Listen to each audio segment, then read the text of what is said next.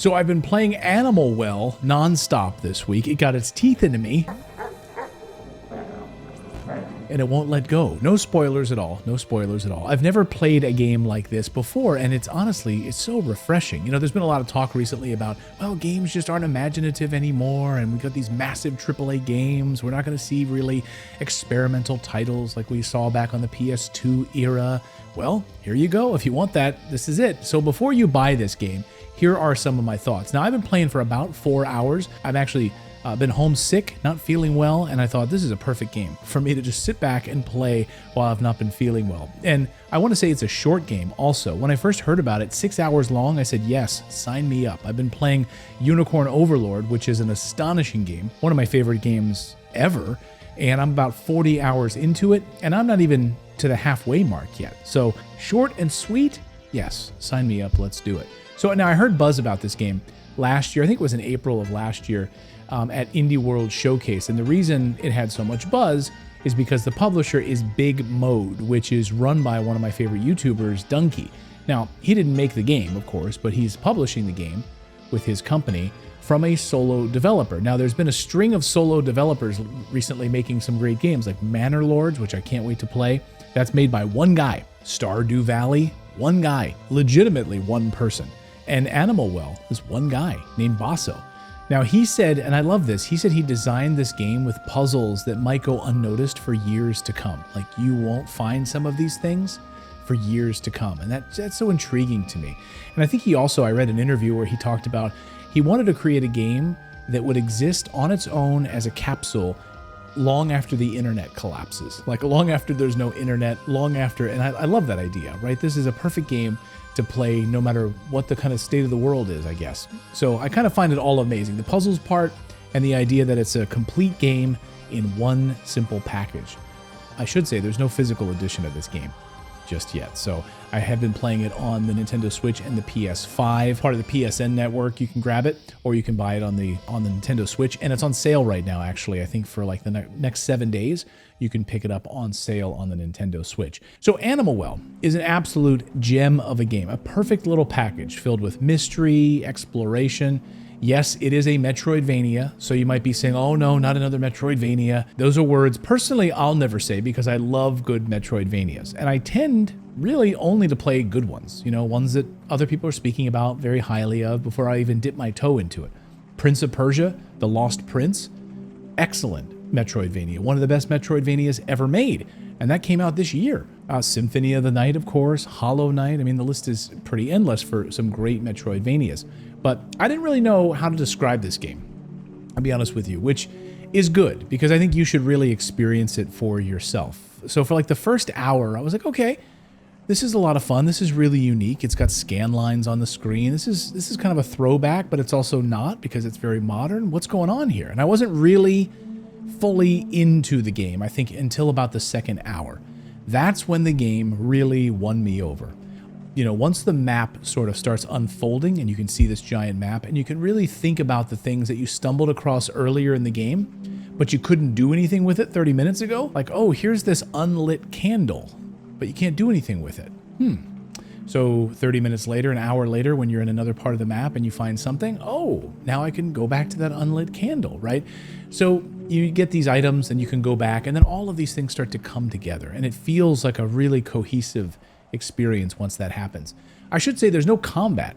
There's no combat at all in this game. You're not fighting with a sword. You're not attacking enemies. You're really just trying to avoid some animals, and you can throw some firecrackers and stuff, which we'll talk about in a second to kind of distract some people, but there's no combat.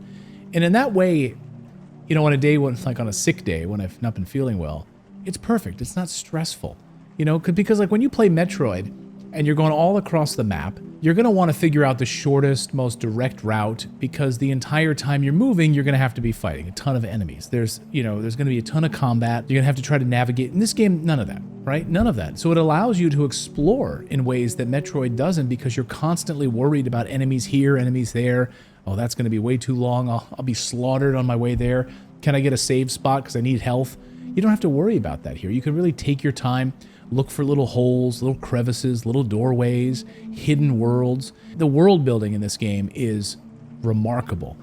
Animal Well pulls you into its dark, sort of, I don't know, jungle-like, underground, I don't even know how to describe it, bioluminescent. You kind of feel like you're entering like an Avatar kind of a world underground, and it's a beautiful thing. And it's also left really up to you to kind of explore on your own and kind of figure things out.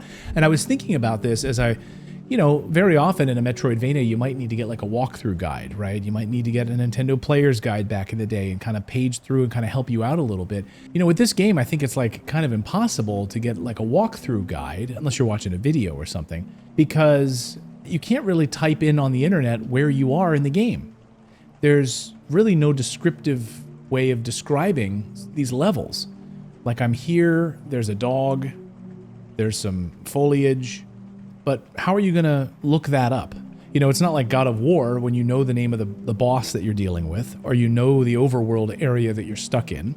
Can you find out where these chests are hidden? Something like that in God of War or other games. This one, it's like, it's left up to you. You got to use your brain, and I love that. And the world is dense. It's like a dense puzzle box. It has all sorts of temple-like buildings that you can go through. So all of the conventions of a good Metroidvania are here. You get a good map. You can open up your world map, put stamps. If you want to come back to an area where there might have been a treasure chest, there might have been a doorway that you couldn't get through. You can do all of that. You can go off and spend so much time just exploring, trying to find these multicolored eggs if you want to. I know one of the hosts of the Into the Aether podcast, great podcast, by the way, they were talking about he just spent like hours trying to find these eggs, and he really didn't expand on his story progression. He was just having so much fun trying to find all of these eggs in the story, which you can do. You can do whatever you want. So there's like a lack of instruction here. And it had all these amazing sort of moments where you can kind of have these sort of happy accidents. You can kind of discover things. I had so many little aha moments, little happy accidents, like hopping up a wall and then just moving beyond some brush and foliage, and I discover a hidden treasure chest that, gives me a new ability, or lets me unlock a different wall or door or something like that. And it's pretty amazing. And the game really rewards you. There was a lot of moments where I saw the puzzle, I couldn't quite figure it out. I'm trying to piece it together as I explore. And then once you do, once you get that puzzle completed, you feel like a sense of a joy, and you feel like a sense of accomplishment. And the game really, I think, rewards you for solving these puzzles. This game, of course, lets you get power-ups, just like any good Metroidvania, and I got a wand at one point after solving a puzzle that gave me this bubble ability. Now, this was crazy. The physics here are like tons of fun, using a bubble to now expand the map that I can jump higher. By the way, this is the only thing I'm going to tell you, because it's kind of like early in the game, but that's it. The rest of the upgrades and all of that stuff, you're on your own, but this is pretty early in the game. But it's so much fun. Now the map just sort of opens up in ways, and I can think about that spot that I couldn't get to before. Now I have this bubble ability, and I'm going back there now. Solving certain puzzles or pulling off all sorts of different techniques, you have to really time your jumps perfectly. I highly recommend using a D-pad for this. Do not use one of the Joy-Cons. Really, try to use a D-pad so you can get precise landing on things. And the game is pretty forgiving. So I really love that you're really not taking damage when you're falling down off of a cliffside into water. You just kind of get dazed a little bit. It'll put you right back up on the wall where you were, which is helpful. Obviously, if you run into some spikes, you're going to take damage in that way. But if you're just doing some mistimed platforming, you're just going to be dazed. You're going to get a little squiggly line above your head, and you're going to be fine. And you can move on and get back to it. The game looks gorgeous, and the music and the atmosphere are so immersive, really immerse you in that experience. They built a custom graphics engine, unlike anything I've ever seen before in modern pixel art. Just take, for example, these firecrackers that you can throw at some animals and enemies to scare them off. They look amazing. I mean, back in college, I wanted to become a film cinematographer, and I was obsessed with film noir movies at the time, and how these cameramen would light certain scenes, just using shadows, holding back parts of the story so you couldn't see what was coming because it was in the shadows. And it's the same here. There's whole areas that are just hidden behind the shadows, and it's just beautiful. It's absolutely perfect. Hey, let's talk about the scan lines. So when you get the game, scan lines are turned on by default, CRT television style. And I have to say, I loved it, and then I thought, I'm going to try without it for a little while, so I flipped them off, and After about a minute, I went right back to it. Like, no, I want to experience this with scan lines. It just looks gorgeous, and I love that they're turned on by default. So Nintendo in the eShop has the game on sale digitally right now for 22 bucks. That's 10% off, and it looks amazing on the OLED Switch. I've been playing it mostly on the PS5, and it's free if you're a PSN subscriber, so hey, try that out. I should say, like I said, my only advice here is make sure you're playing this with a D-pad. That way you get that precise jumps pulled off perfectly.